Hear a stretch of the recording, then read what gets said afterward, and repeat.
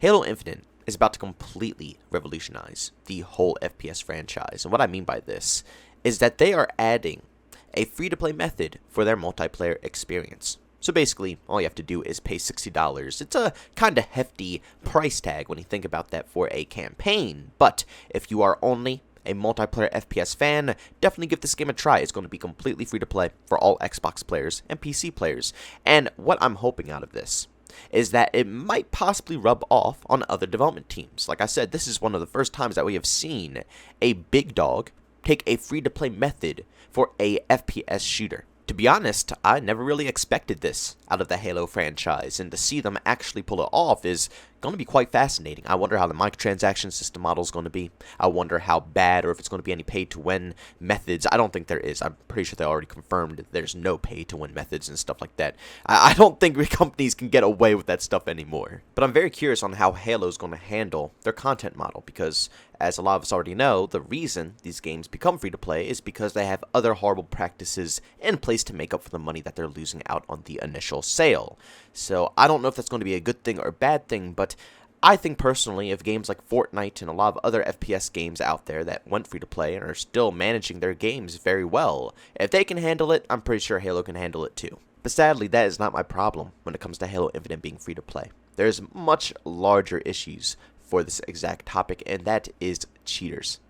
I think this is going to be my biggest concern when it comes to Halo Infinite, because, you see, for a lot of other games, when you get caught cheating, you typically have to go ahead and purchase the game again. They don't really go as hard as Fortnite, where they'll completely, IP ban you, so you have no chance at ever playing their game again. No matter what console you hop on or whatever you do, you can't play again. They don't really go that far, but they do make you repurchase the game and stuff like that. But you can always hop on another account, go ahead and play it. You're not permanently banned for using cheating software, and to me personally, I don't like the way that these companies go about that. I prefer the Fortnite method, where they completely take you down forever. If you get caught cheating, you're never playing Fortnite ever again. Unless you completely move out of state or something. Yeah, go ahead.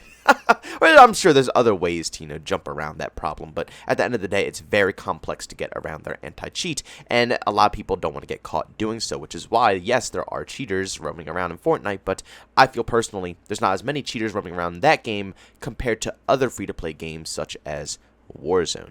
Warzone, for example, went free-to-play, but they have the same exact anti-cheat problems as regular 6v6. But instead of having to repurchase the game like you do to get back into your regular multiplayer experience, Warzone's free-to-play. So all you have to do is just re-download it for free. There's insurance policies. As weird as that sounds, you can get insurance and stuff like that on your cheats. So when you do get caught or you do get banned, you can get them back for free if you, pay a few extra bucks to get the policy for it.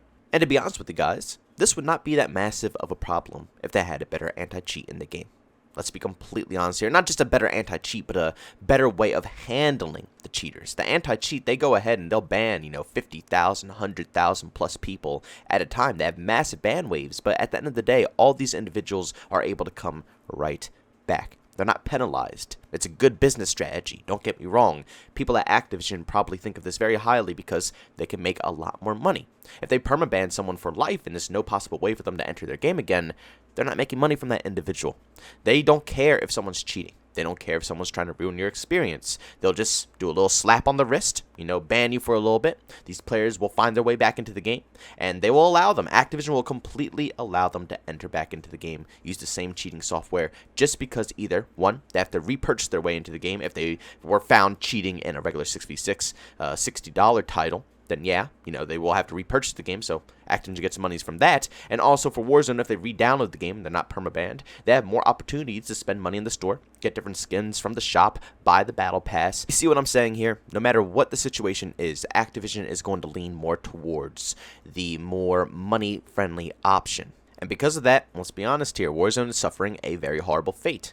Activision should have definitely handled it a lot differently. They need to fix the way they handled the cheaters, and Warzone would be in a better spot, but they're not going to do that because they simply want money. Not too many publishers out there are going to be willing to, lose out on the extra cash by permabanning someone. And sadly, Halo falls into this category. They have a good anti-cheat. They handle their cheaters, but at the end of the day, like all the other, publishers out there for Call of Duty, Battlefield, and everybody, it's just a slap on the wrist. These individuals can go out, they can repurchase the game, they can make new accounts and all this stuff, whatever they want, because the way they handle the cheaters after they get caught isn't efficient. But there was one good thing about the older Halo titles. There was a price tag on those games, and because there was a price tag, cheaters kinda drifted away from those type of titles. You see, cheaters prefer games that are free to play. They're easier to get more access to.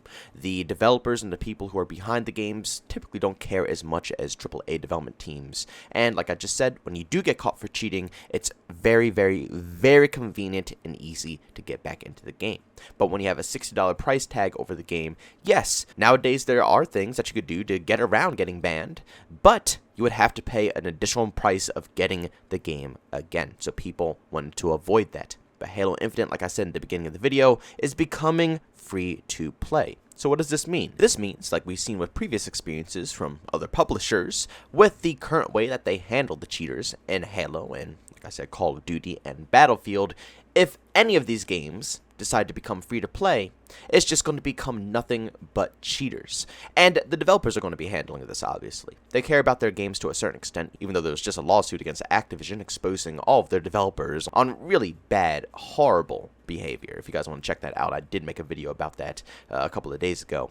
But the mass majority of the developers do care about their game, so they're going to go ahead and take action to the cheaters. They're going to ban them.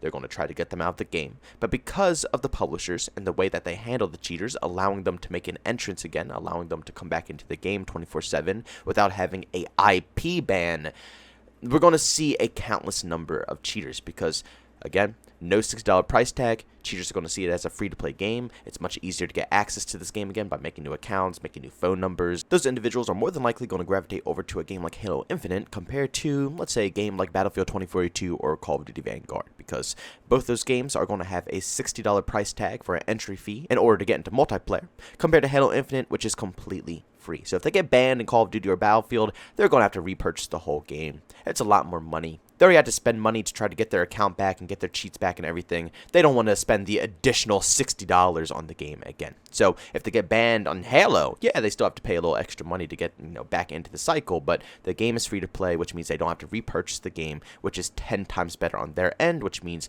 more people, or not more people, I'm sorry. I don't want to consider these assholes people. These cheaters are going to ruin Halo Infinite. So what do we do about this? Personally, like I said, I feel like all the developers, not even just for free-to-play games, but even for the full $60 price tag games, they have to go with completely IP banning any cheater or any type of aimbot, wall hacks, whatever someone is using, they need to get IP banned. Get them out of the game. They're trying to ruin others' experiences when there's hundreds of other individuals out there who are just trying to have a good time and enjoy the game. Now, one problem is, what if a person gets falsely banned? We've seen this happen a million times. I've actually made so many commentaries in the past about people getting falsely banned off of Modern Warfare and Cold War. It's insane. It's definitely a problem, and it's an issue that's been happening for years. So what happens if someone gets falsely IP banned where, he didn't do anything wrong and there's no shot that he can even get back into the game? Because some of these people who got banned in the past falsely in Call of Duty, they never got unbanned. They tried to contact Activision support multiple times, and let's all be honest here, Activision customer support is awful. Probably some of the worst customer support out there. I mean, let's be completely honest here. Any customer support for any game is pretty darn bad. But they tried to contact them. They tried to get their account back, but they were completely denied. They were forced to go out and re-buy the game. But if you're IP banned, you can't do that. You can't make a new account. You can't repurchase the game. It goes off of your connection. If they see that it's coming from your specific connection, it's not a chance that you're getting back into the title. So what happens then? I think I'm going to leave that question completely up to you guys. Do you all think it's worth a risk? Do you think that having no cheaters in your game, but potentially being falsely banned for life on your end as well, is worth the chance? Or do you think that they should be a little bit more open with the cheaters and allow them to be a little bit more rampant, but at the ease of mind of knowing that if you do get falsely banned, there's still a chance that you can get back into the game? You're not going to be completely banned for life. You won't lose completely all of your progress. You can still at least get an entry fee back if they don't give you back your account. But guys, I'm going to end the commentary off there. If you enjoyed the video today, make sure you leave a like, a bomb as a hate it, leave a dislike. Also, if you're brand new and you enjoy the content, don't forget to subscribe and hit that notification button. Also, if you want to chat with me, there's two ways to do so. I have a Twitter and a Discord. Both those links are down in the description. And also, if you want to catch me live stream some video games, I do that over on Twitch. Link to that is in the description as well. But guys, thanks so much for tuning in. See you all next one. Peace out.